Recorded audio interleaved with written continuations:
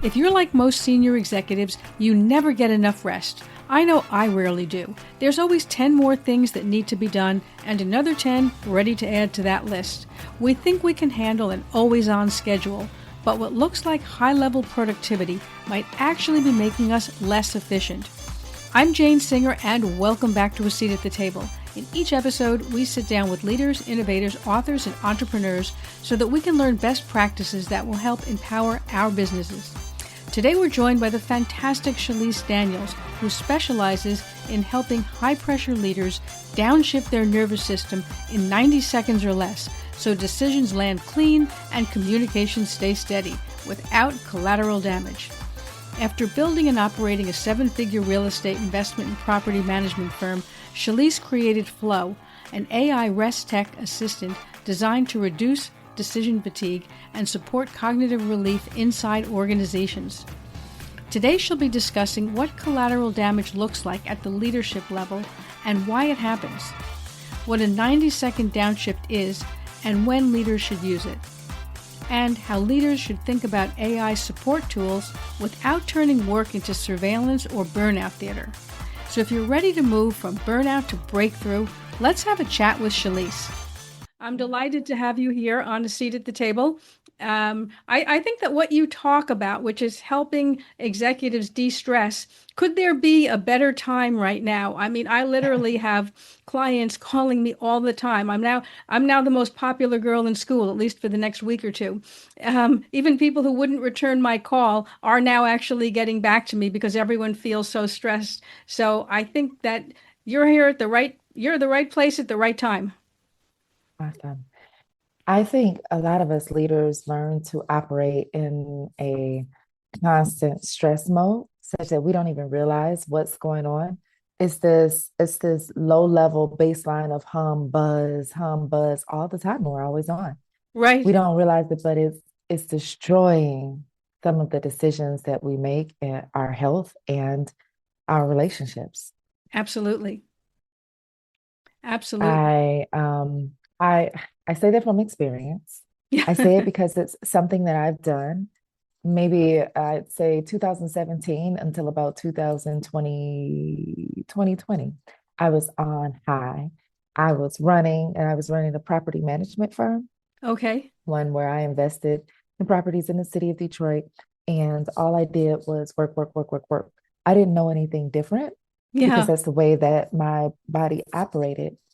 I took a vacation at the end of 2020 because I had cabin fever, is what I told my husband it was. And it was supposed to be 4 weeks in Costa Rica, and it turned out to be 5 months. Oh my gosh. Yeah. I quit. I literally quit. And I told everybody, I was like, I don't know what you guys are going to do, but I'm no longer working. Oh my And gosh. it was my business. And I had put some things in place. Um, Not only was it my business, I was the operator. Right. It's a little different, right? Mm. And I put some parameters in place, some systems that they could go by. And those systems were supposed to be in place for three weeks. They were there for 5 months or Oh my more. gosh. Wow. I mean, what a, test of whether your operating systems actually can function without you, right? Oh, they couldn't. They broke bad. Mm. But I was able to see where I could improve. Right. And not being here in the States was definitely, it was motivation to do it and do Yes. it quickly. So I wasn't hemming and hawing or finding excuses or procrastinating because it had to happen in Right. order to be the lifeblood of the company. So essentially I got out of that business. I still have it, but I own the business as opposed to owning a job, so to speak. Right. Yes. And I became a business coach. Oh, interesting. And so in 2021, I was certified as a business coach. And I started coaching business professionals like you and I, those who were running 7-figure businesses and wanted to get out, Right. or said or thought they wanted to get out. Yeah. But what I found is that the name of the business or the framework that I used was like rest to thrive. And so I was putting systems, helping them put together systems in their business so they could then come out and rest and grow their business larger. It didn't work. It Mm. wasn't There was a whole lot of me's over and over and over. I was coaching people that thought that they wanted to come out, but but essentially they didn't or didn't believe that they could. And I was just thinking about the call that got me out of business coaching.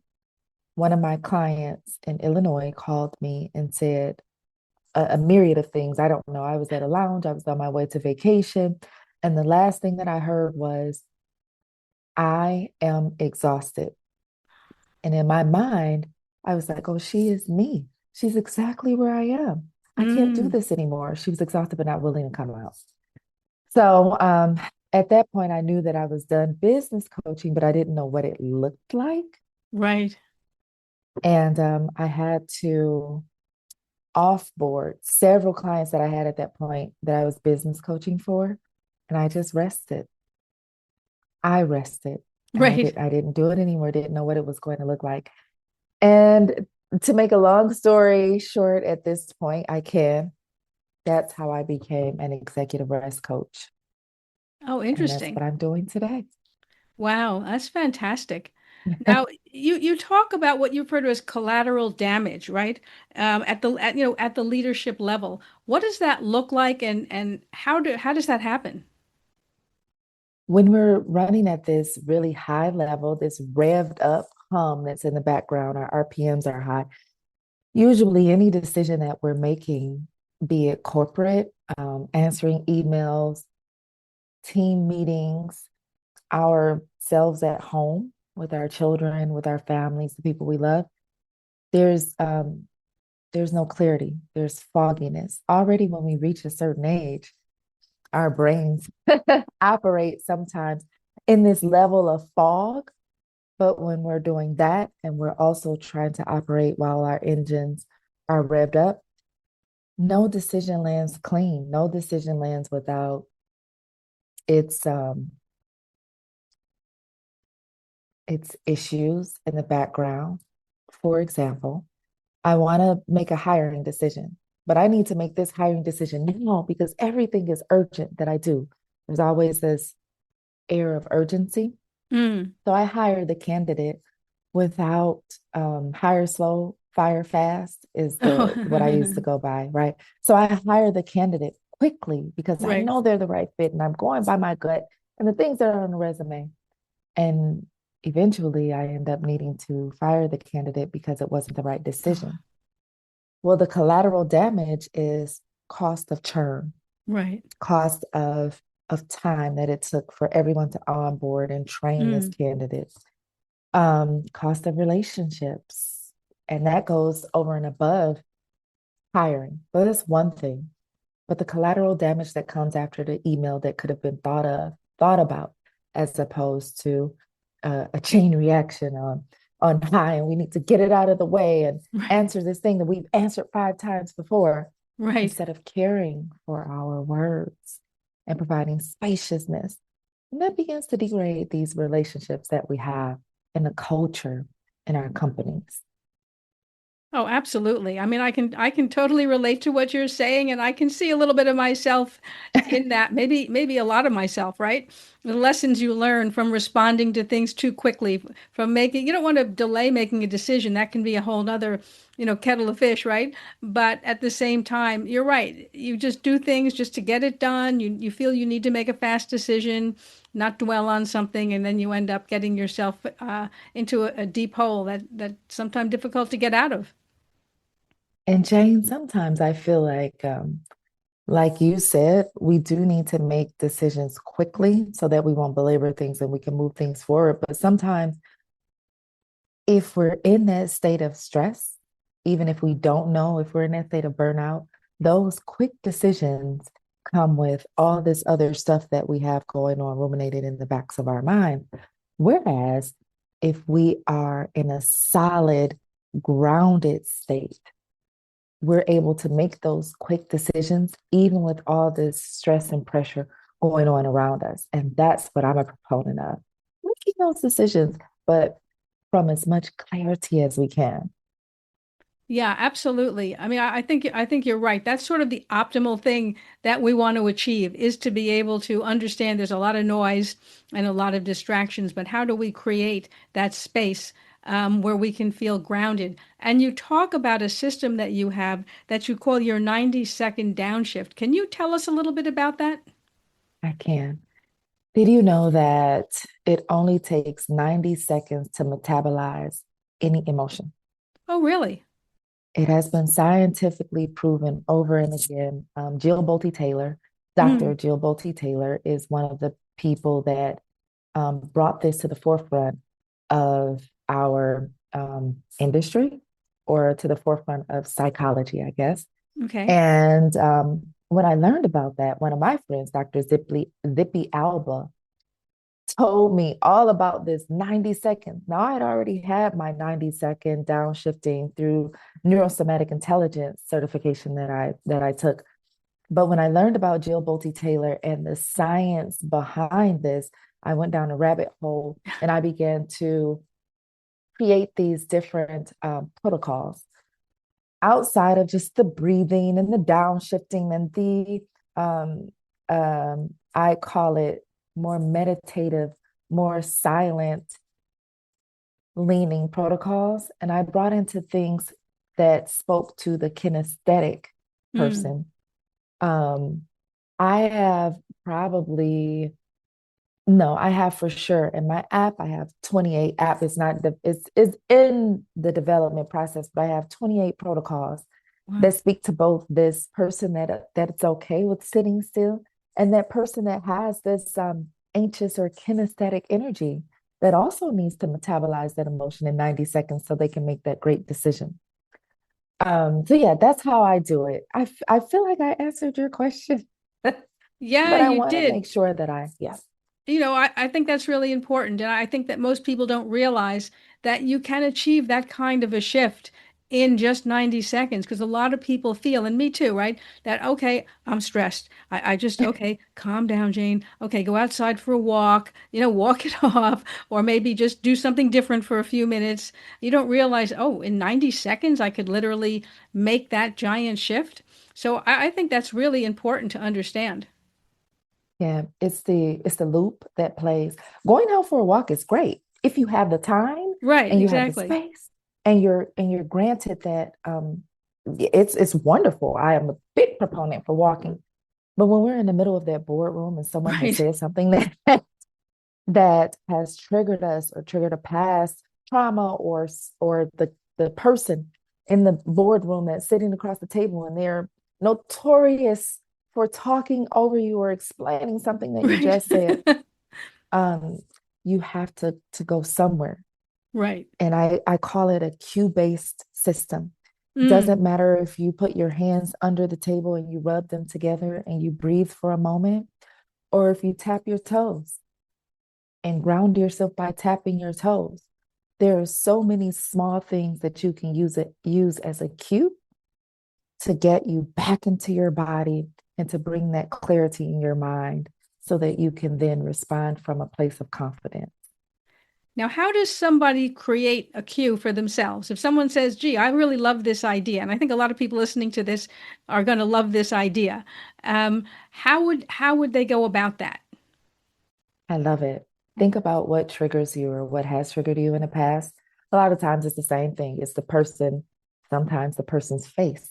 Honestly, when you're in these corporate environments, sometimes their voice, sometimes it's the mixture of the meeting that you're sitting with the other executives and you just have this doom feeling that something is going to happen. Or it could be walking in at the end of the day, walking into your family and wanting to just leave the day outside so you can be your best self. Create that cue for you, Mm, knowing that before our weekly board meeting, Monday mornings at 9 a.m., whoever right. has those Monday morning, 9 a.m. meetings, I'm going to first ground. I'm Mm, going to first do this thing. So first creating the cue. okay. And then taking one of the many techniques.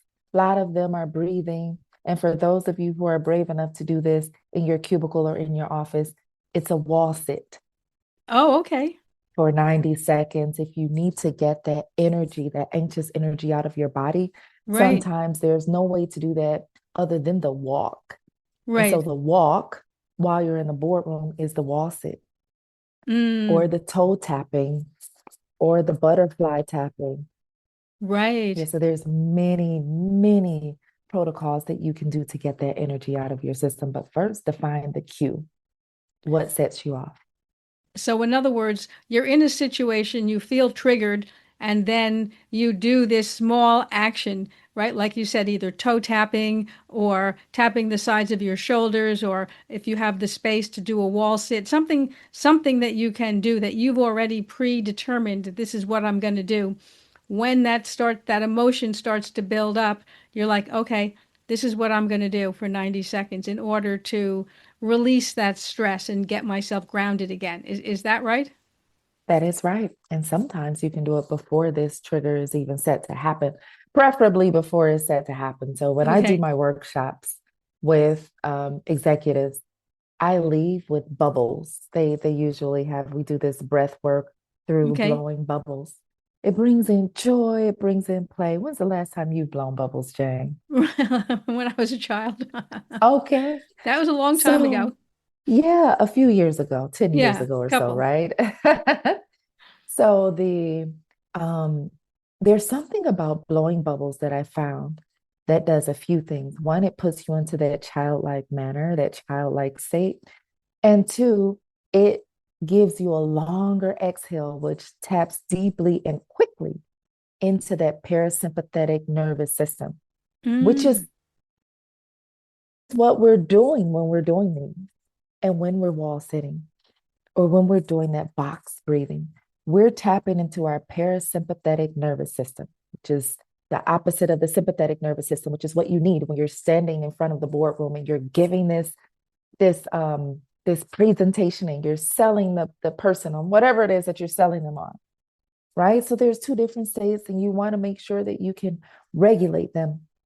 We're specifically talking about the parasympathetic nervous system when we're downshifting and we're grounding ourselves so that we won't be triggered. But sometimes you need that other part. right. You here with me. You need to bring that energy, that judge, that all of what your energy, that Jane. But so going back to what you said, which was I wanted to talk a little bit about blowing bubbles, which is I would say my headline or the thing that I'm known for it, the keynote speeches, is to help people bring themselves into their parasympathetic nervous system by blowing bubbles. Nice. You're not always able to do that. I know that. But by having those bubbles on your desk or Right. even thinking about them, it triggers psychologically that memory Right. and you're able to downshift so quickly once Mm. you've had that experience. That's such a nice idea, and it's such a fun way to sort of combine de-stressing with something that has a playful element to it. It is. It is for sure. Joy is a huge part of recharging and rest for me. It's something that I have in my framework. And so bringing it into the boardroom, the best way that I could do that is through blowing the bubble. Yeah, I think that's great. Now, another area of stress these days is AI, right? That's become the elephant in the room, the thing we love and hate at the same time. Now, you talk about how can leadership use AI support tools without people feeling like they're under surveillance or feeling burnt out. What do you see around that? Um, Shame, surveillance is real. Yeah. It is happening. There is nothing that we can do about it. We can get on board and give as much as we're willing to give, or we can be afraid of Mm, this thing that's happening anyway. We're on Facebook. right, If you're listening to this podcast, to some degree, your digital footprint is out there. And many people call a digital a digital footprint, a form of surveillance, right, right. because there's information out there about you that you may or may not have blatantly given your permission to. So I want to say, if you have one of these here smartphones, Yes, or if you're listening to Jane and I on this podcast, surveillance is a part of our lives. for sure. And with AI, there's a box that you can tick in your settings, no matter what large language model you're using, that doesn't allow the platform to use your interaction to learn from it, to make AI or their platform better for other users. I always unhighlight that. Okay, third, the stress of AI. We know it's here. We know folks are thinking that it's going to take our jobs, Yeah. and it is going to change the way that we operate drastically, as it should. We're in the AI revolution. We've had the industrial, the agricultural, we've had all types of revolutions. It's here. Right. And learning to work with it as quickly as possible is going to put us in the best position so that we can use it like a tool, like the assembly line. We use it as a tool as opposed to using it against us. The way that leaders can leverage it, and I hope that I'm doing this in a way in which people can follow along. The way that leaders can leverage this is by helping it draft that email for you, that when you're triggered or when you're in a high state, help me say this. Help me say this in a way that meshes this relationship instead of has the ability to fracture it. Right, exactly. Now let's move a step up the food chain and talk about how it can help us actually do our jobs better and relieve some of the stress. Many of the things that we would think about, a lot of the research that we would do before we wrote a paper can now be done through Perplexity. And so we're doing this research with Perplexity in the background, helping us get these scholarly articles that you and I used to have to go and use the Dewey Decimal System for at the library. They've got them online, and we have modes of gathering that information before we go and talk to our team about an initiative that we want them to come on board for. Mm. Leverage this AI. When I was a business coach, which is at the core of everything that I do, I used AI to help me create repeatable systems. Oh, interesting. So, what I would do in my business coaching days and still in my rest days, it does tie right into rest, is if there was a task that a team member had to repeat or training, we'll go with training, that you know that you needed to do in a certain area. I would do the task online or talk about the task or put together a myriad of, let's say you talking to your voice notes about task or you have a Zoom and you do the task and point and click online. I take the transcript from the memo, any documents that I had that had anything to do with the tasks, and also the transcript from the Zoom. And I dump it into Claude, is my preferred person, and Right. say, hey, I need to create a standard operating procedure or a training document to get this task done. It could be creating a funnel for new prospects to fall into, or it could be something in my property management days, like onboarding a new tenant. And I would ask it to create step-by-step systems and procedures for that. It would take all the information that I had fed it and create a step one, step two, step three, step four, so that I no longer had to pay an operations expert in systems and procedures. I know I've bought, well, for me, I'll speak for myself. I've paid $20,000 to have systems and procedures created for my business on multiple occasions. Wow. Well, these large language models have shortcut that Mm. cost for me and also that process such that I don't have to do that anymore. I can even have someone in the company take care of that task. I've had a VA take care of that task for me. So interesting. And it's great advice. I mean, there are a lot of things that are very standardized that we can use AI to do a lot of that, what you might call grunt work. Whereas we put on the part that involves personality and personal connection that AI can't do. We're going to take a quick break now, and then we'll be right back. We were hiring when we were making 50 to 100K monthly losses. And why? Welcome to episode 1. I can't think of a single founder who's been around for a decent amount of time in business who hasn't had their tunnel of year. This was that year. We're going to be okay, yeah, Sheree. Some are going to hear this and think, you TDP. But hear me out. You only have to do the math to understand that very soon we were $500,000 down. You got it. And I don't know that AI will ever be able to do that, even in as much as we're creating these replicas of ourselves and even selling our names and likeness in terms of the stars are doing that for movies and such. I don't think we'll ever get there, Jane, but if we do, and maybe we will, I don't know how human like will always be needed. Will always be needed to press the buttons for the artistic ability that we have. I believe that will always be needed.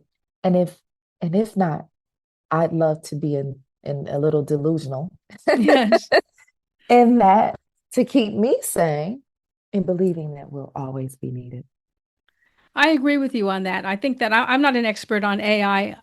Won't pretend to be, but what I understand of it, there's things it does and does masterfully, and there's other things that we believe it can do, but people who are actually really knee deep on the development side of AI and understand it from a ground up level say, no, that's actually not what it can do. So I think it's going to be, as you're pointing out, just one more step along the chain of evolution, you might say. Computers didn't replace people. They just are something we now work with as a tool. Of course, we don't need secretaries to sit and type things for us, so that job ended, but other jobs came up that were now needed because people were working on computers. And I think AI, to your point, is going to have a role, but it will be a role. It will not just be eliminating everybody. No, it won't. We still have to have someone do something, or if nothing else, QC, quality check, right? Yes. Yeah, you Yeah. need that. You need a human side of things. Otherwise, nothing in this world will have any meaning to anyone, right? It'll just be one computer talking to another computer.